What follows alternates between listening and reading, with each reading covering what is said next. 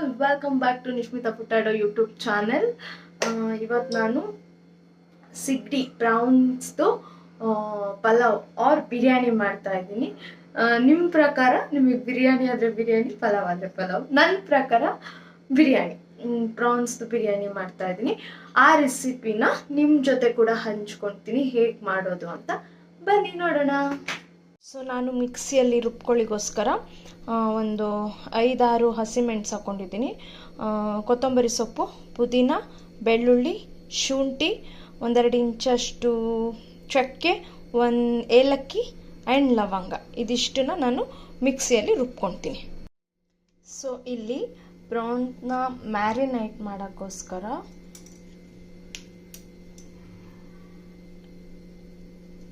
Chilli powder, ಕರಿಬೇವು ಸೊಪ್ಪು, ಸ್ವಲ್ಪ ಕರ್ಡ್, 2 ಸ್ಪೂನ್ ಆಫ್ ಕರ್ಡ್, ಶುಂಠಿ ಬೆಳ್ಳುಳ್ಳಿ ಪೇಸ್ಟ್ ಆ್ಯಂಡ್ ಸ್ವಲ್ಪ ಲೆಮನ್ ವಾಟರ್ನ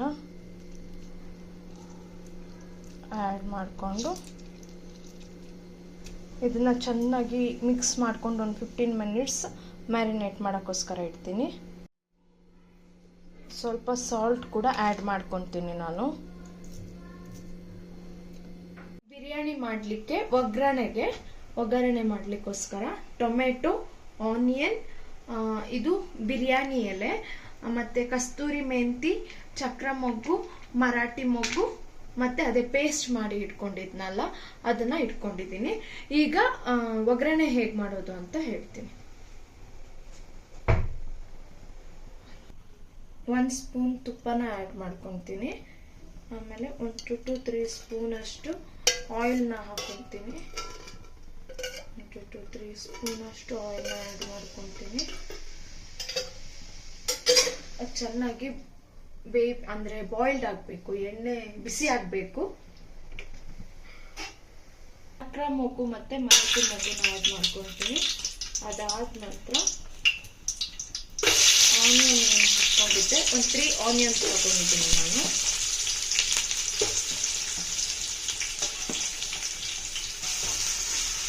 ಅದನ್ನು ಫ್ರೈ ಮಾಡ್ಕೊತೀನಿ. ಕಸ್ತೂರಿ ಮೆಂತಿನ ಆ್ಯಡ್ ಮಾಡ್ಕೊತೀನಿ. ಅದಾದ ನಂತರ 2 ಟೊಮೆಟೊ ತಗೊಂಡಿದ್ದೀನಿ ನಾನು. ಟೊಮೆಟೊನ ಹಾಕ್ಕೊತೀನಿ. ನೀಟಾಗಿ ಅದನ್ನು ಫ್ರೈ ಮಾಡ್ಕೋಬೇಕು.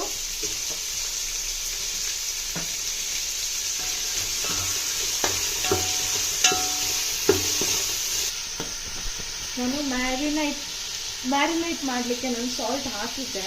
ಸೊ ಹಾಗಾಗಿ ಈಗ ಸ್ವಲ್ಪ ಮಾತ್ರ ಸಾಲ್ಟ್ನ ಹಾಕ್ಕೊತೀನಿ. ಮತ್ತು ನೀಟಾಗಿ ಇದನ್ನು ಫ್ರೈ ಮಾಡ್ಕೋಬೇಕು. ಫ್ರೈ ಆಗ್ತಾ ಇದೆ.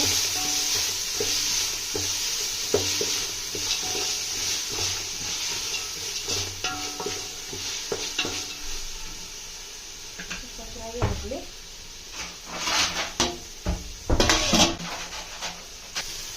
ಮ್ಯಾರಿನೇಟ್ ಮಾಡುವಾಗ ಅರಿಶಿನ ಪುಡಿ ಹಾಕೋದಕ್ಕೆ ಮರ್ತಿದ್ದೆ.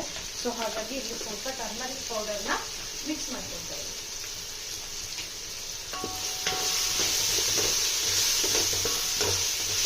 ಲೋ ಫ್ಲೇಮಲ್ಲಿ ಇದು ಚೆನ್ನಾಗಿ ಬಾಡಬೇಕು, ಫ್ರೈ ಆಗಬೇಕು.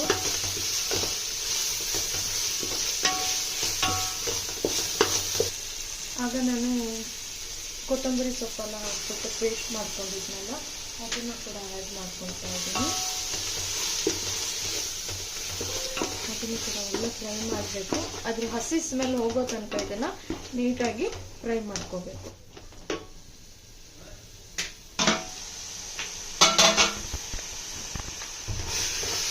ಇದು ನೀಟಾಗಿ ಫ್ರೈ ಆಗಿದೆ. ಇದಕ್ಕೇನೆ 1 ಟೇಬಲ್ ಸ್ಪೂನ್ ಅಷ್ಟು ಬಿರಿಯಾನಿ ಪೌಡರ್ನ ಆ್ಯಡ್ ಮಾಡ್ಕೊಳ್ತೀನಿ.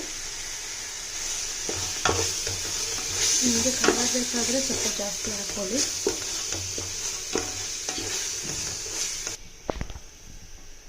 ಮ್ಯಾರಿನೇಟ್ ಮಾಡ್ಕೊಂಡಿದ್ನಲ್ಲ ಪ್ರಾನ್ಸ್ ಸಿಗಡಿನ ಅದನ್ನು ಆ್ಯಡ್ ಮಾಡ್ಕೊಳ್ತೀನಿ. ಅದು ಬೇಯಬೇಕು.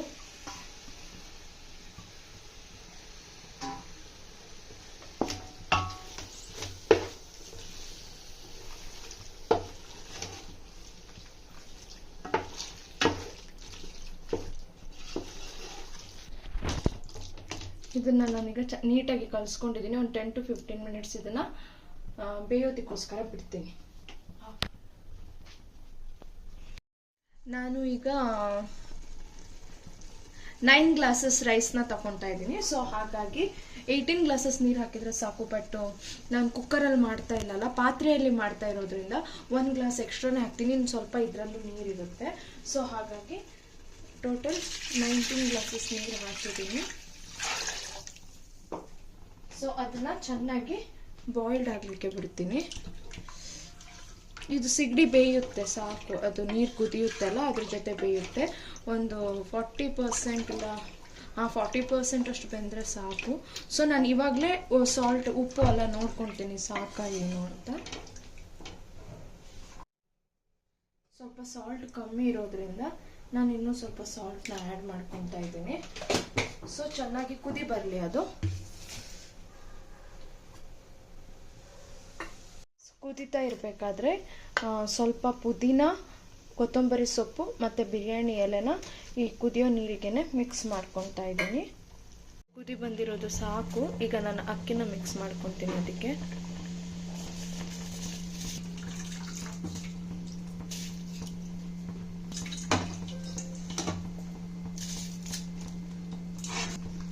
ನೀಟಾಗಿ ಒಂದ್ಸತಿ ಮಿಕ್ಸ್ ಮಾಡ್ಕೋಬೇಕು.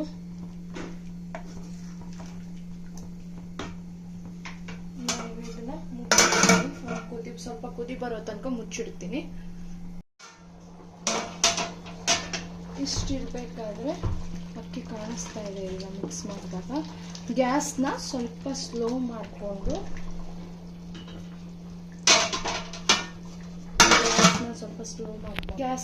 ಮಾಡಿಕೊಂಡು ಸ್ವಲ್ಪ ನೀರನ್ನ ಇದ್ರೊಳಗಡೆ ಇಟ್ಟು ವೇಯ್ಟಿಗೆ ಇಡ್ತೀನಿ. ಸೊ ಹಾಗಾಗಿ ಅನ್ನ ಕುದಿ ಬಂದ ಆಮೇಲೆ ಒಂದು ಸ್ವಲ್ಪ ಊಟ ಮಾಡಿ ನೋಡ್ತೀನಿ.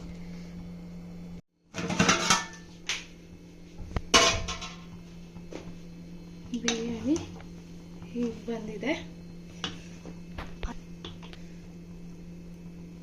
ಬೆಂದಿದೆ ಸಾಕು. ಇನ್ನೊಂದು ಸ್ವಲ್ಪ ಹೊತ್ತು, ಇನ್ನೊಂದು ಚೂರು ಸ್ಟೀಮ್ ತೆಗೆದ್ರೆ ಸಾಕು ಅನ್ಕೊತೀನಿ.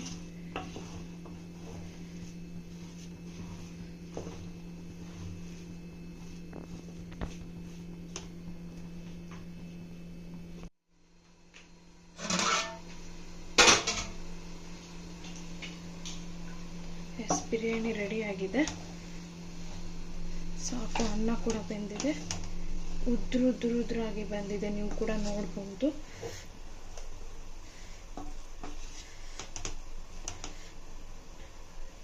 ಉದ್ರಾಗಿ ಬಂದಿದೆ.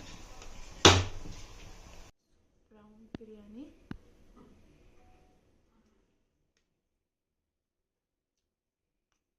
ತುಂಬ ಚೆನ್ನಾಗಾಗಿದೆ. ನೀವು ಕೂಡ ಟ್ರೈ ಮಾಡಿ.